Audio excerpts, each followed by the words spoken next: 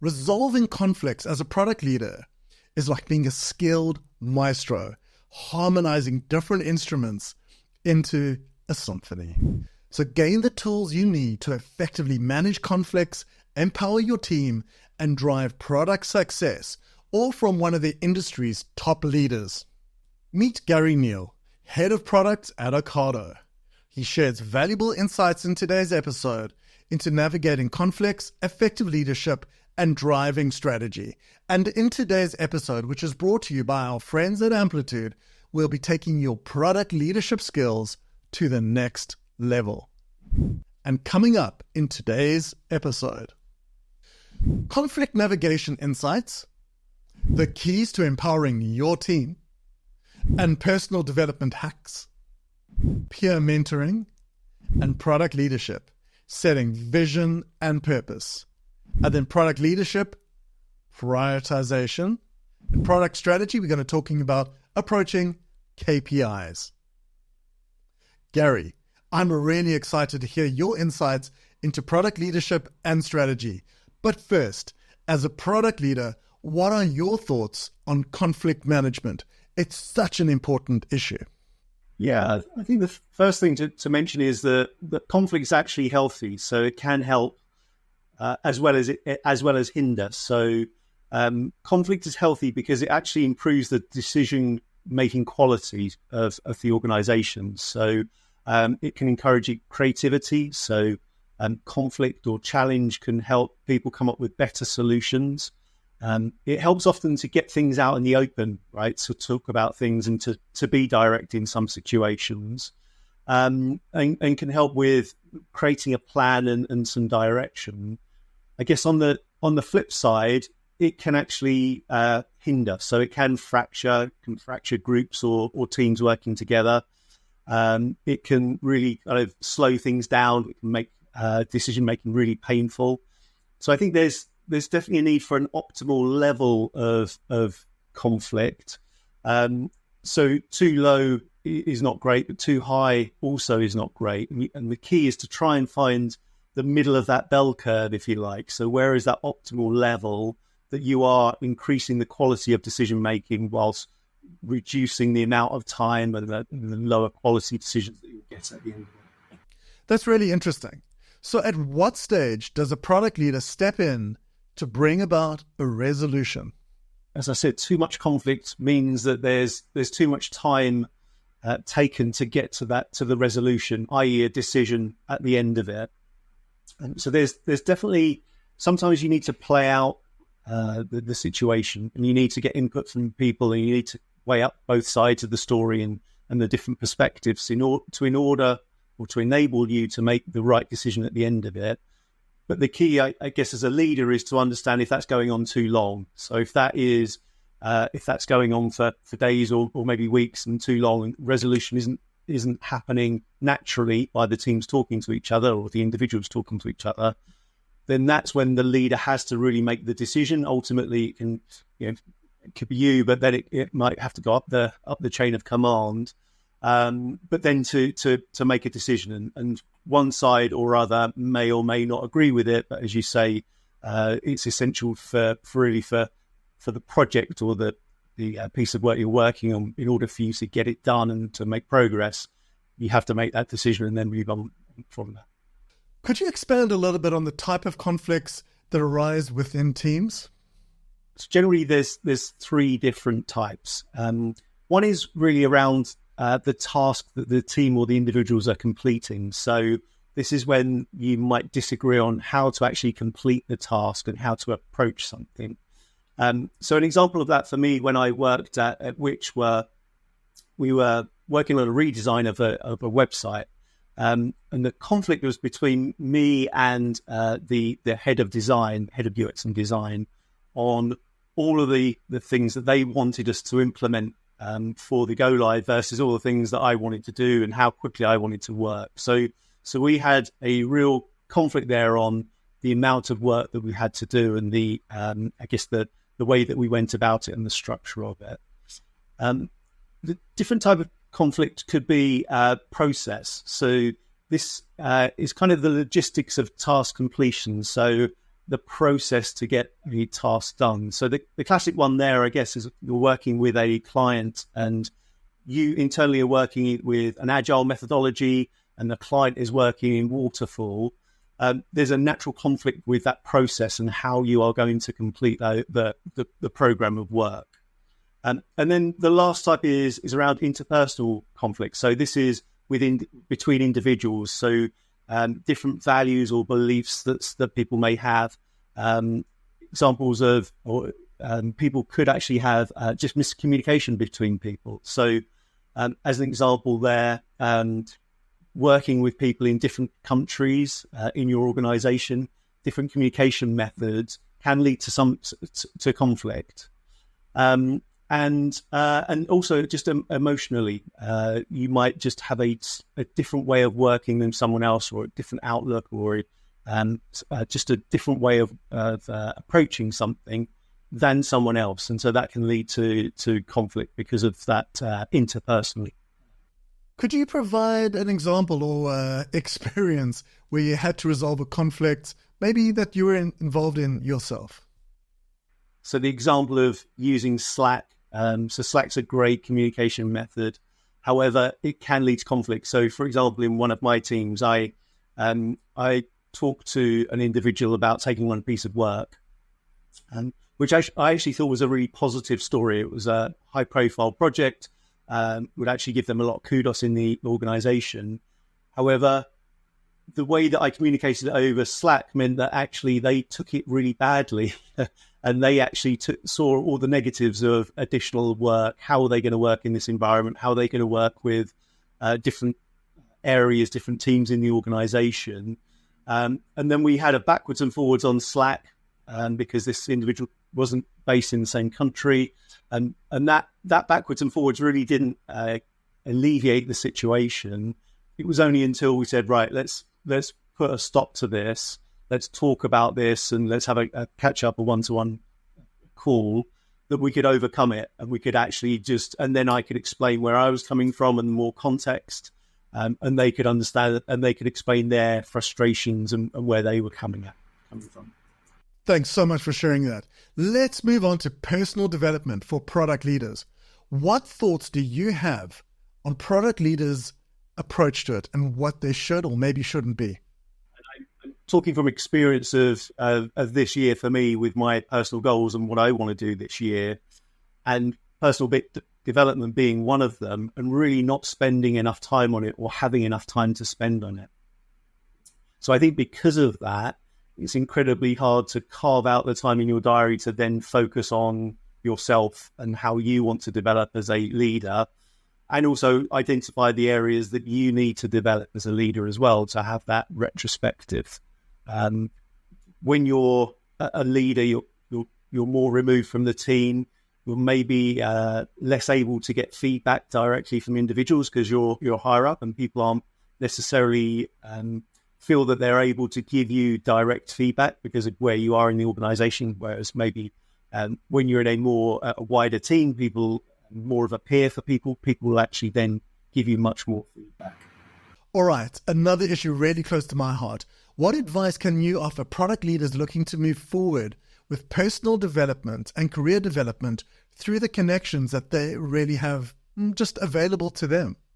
Previously, I've done peer-to-peer mentoring. And peer-to-peer mentoring is someone in a different organization, but at the same level as you. So I've been a mentor for someone that's more junior in a different organization.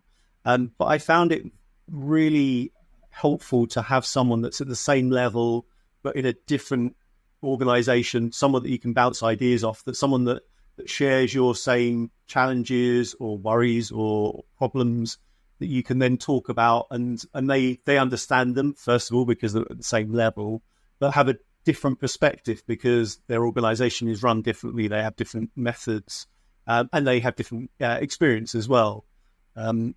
In where I am at the moment in Ocado, I have some great peers, some head of products that I continually learn from, and we kind of share thoughts and experiences, but they're in the same organization, so they don't have that perspective that you get from outside.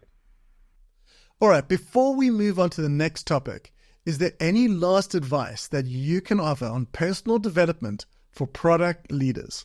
What I call sharpening the axe. So as a product leader, you move further and further away from the cold face of your product and the team.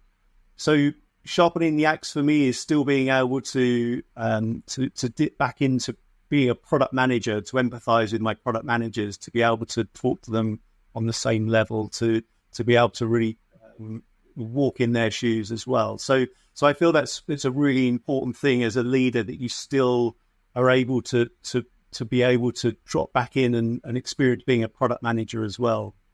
Something that I help set up at the Ocado is what we call tech in operations, which is getting product managers into the operation, so actually into the warehouse, to work alongside people that are doing the packing or the unloading of goods within the warehouse. And tech in ops is something that we now put our product managers through. We're extending it out to UX designers and to engineers. But I went on it, so I helped set it up, and I went on the first one of the first sessions to experience it, and it was great because I was working alongside people for a whole shift, turning up at 5 a.m, working on a shift in one of our Ocado warehouses to experience what our users experience and how they interact with our products and how they use our products. Yeah, when we're designing a change to a user interface, we can design it and we can use it and we can go through the prototypes in our head office. But when you're there at 5 a.m, you've just woken up and you're in a warehouse and you're using it, that's when you really know that it's going to work or not. When you're able to walk in the shoes of someone that's actually using it at that point in time. Gary, let's talk about your approach to product leadership. Specifically, could you share exactly what your views are on product leadership? The first thing that I talk about really as a leader is vision and purpose. So setting the context for your teams to work in. So where we're working in a particular market, and then we might pivot or have an additional market that we work in. For Ocado, that's very real. We're now working in a non-grocery market. So that's been announced a few months ago that we're moving into other markets as well as grocery. And that has a whole set of new challenges and opportunities for us in our product team of how we fulfill for these other clients. So we have 20 years of experience of working in grocery. How do we work with clients that might work in healthcare? So healthcare distribution, for example, or pharmaceutical, any other kind of sector that you can think of. So that's a real change for us, and a real change in the context as someone that's leading teams, that I have to therefore impart on the team and to tell them why we're doing it, why it's important for us, and what that means for them, so as they can work effectively. That's really great. And what are your thoughts concerning prioritization, say, and product leadership, and how they could work together? Prioritization is one of the main reasons for conflict. So if you're working on a particular project, multiple pieces of work that needs to be done, if those are done in different teams that aren't in your department or in your stream but still have to be done, the priorities that they have, if they're not aligned to the priorities you have, can lead to conflict, because you're continually therefore trying to come up with a way of managing that and managing the priorities so the work can be done in the right time and hit the timelines that you've got. The other thing I'd mention on leadership is obviously around the team, really, and how you empower them. So once you've given them the context and the purpose, then how do you empower them? How do you make sure you've got the right topology, so the right setup for the teams? So we're not continually, but we're regularly evaluating, have we got the teams that set up in the right way? Are they set up that they can effectively work through the roadmap? Do we have the right capacity in one team versus another? Should we share resource or try and move work to teams, for example? And then also, how do we set up individuals in the right way? So tooling and their craft, ways of working. How do we make sure that they have the right tools? So ChatGPT And examples like that are obviously hugely topical at the moment. And how do we make sure that product managers can use new technology in a way that helps them, makes them more efficient, but ultimately gives them a better way of working at the end of it. As we wrap up today, I'm interested in your thoughts on what works best for product teams concerning product strategy. Going back to when I worked at the startup and my previous experience in product, there was definitely a danger of creating too many KPIs and having too many KPIs that you really couldn't see the wood for the trees. So when I first set out at startup, we had something like 40 or 50 KPIs, and it was just too many. We were just overwhelmed with data, and we weren't really therefore concentrating on the right things, concentrating on the key things that would enable us to understand the performance of our product, so as we could then act on that and do the right thing. So I think setting KPIs and having the right KPIs is key, and also relating those KPIs to the metrics to goals that you have. So if as an organization you are setting out goals and setting out goals for your department as well as the organization, making sure you have the right metrics for those goals is key as well. So you can track the progress, so you can track how you are, how the goal is going, how you are completing that goal or achieving that goal. As a final question, how do you know the KPIs in use are the correct things to be measuring? How does that work for you? How do you get it to work for you?